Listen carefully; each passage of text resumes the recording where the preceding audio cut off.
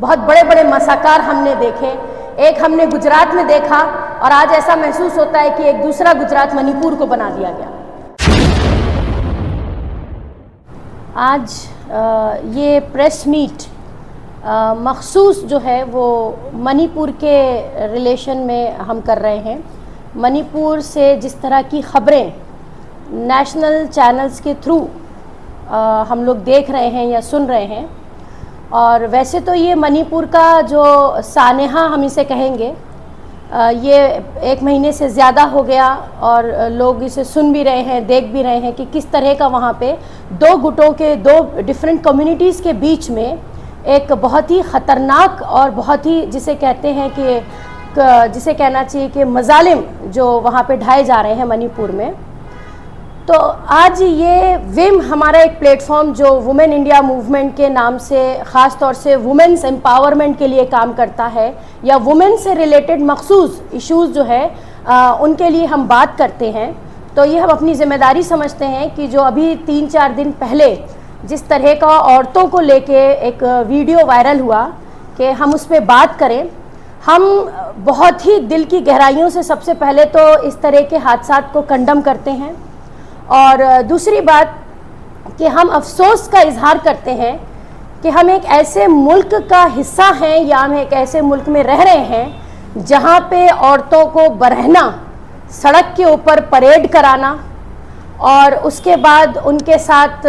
एक ग्रुप का असमत रेजी करना या ग्रुप गैंग रेप कहिए आप इसे, और उसके बाद उनके साथ जो और दूसरे तरीके के मजालिम या जुल्म जो ढाए गए हैं, ये देखने में आ रहा है कि जिस तरह की सत्ता आज हिंदुस्तान पर राज कर रही है,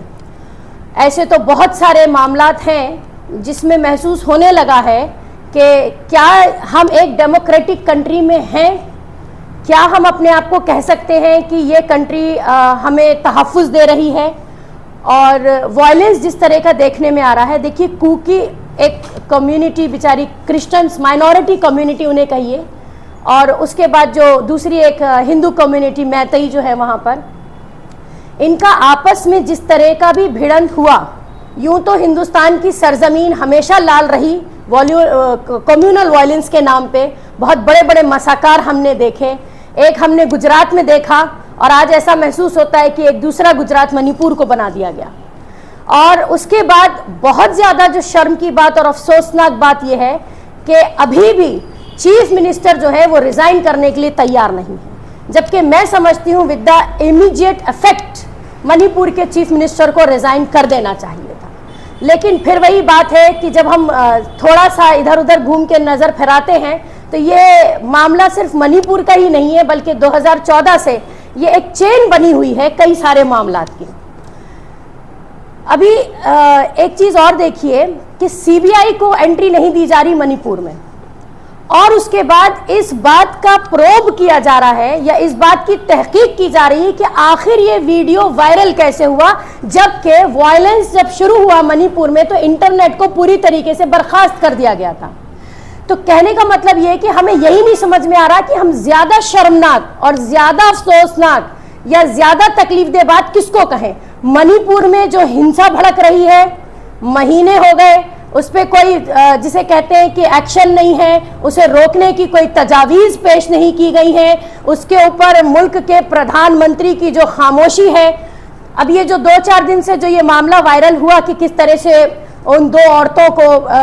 बरहना करके उनको परेड कराया गया और उन्हें खुलेआम उनकी असमत रेजी की गई, क्या हम ये समझें कि ये स्टेट या गवर्नमेंट या अथॉरिटीज जो है उनके शय पे किया जा रहा है?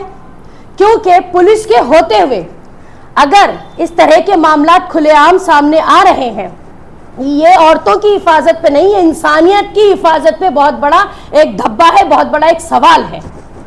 अच्छा, उसके बाद एक देखिए कि उसमें जो 2 औरतों को जिस तरीके से बरहना करके असमत रेजी उनकी हुई और उन्हें पूरे शहर में घुमाया गया, बोलने में भी बहुत तकलीफ महसूस हो रही है। उसमें से एक तो ऐसी भी बेचारी औरत है कि जिनके शौहर सूबेदार रहे हैं, वो कारगिल की वॉर में शामिल थे। हमारे मुल्क के ऐसे लोग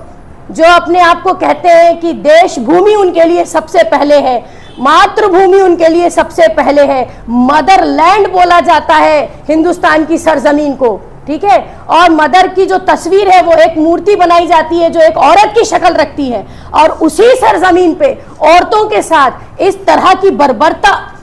वो भी खुलेआम, और उसके बाद उस पर कोई चेक नहीं, उसके बाद उस पर कोई रोक नहीं, ये बहुत अफसोस का मुकाम है। हम इसको बहुत पूरी तरीके से कंडम करते हैं।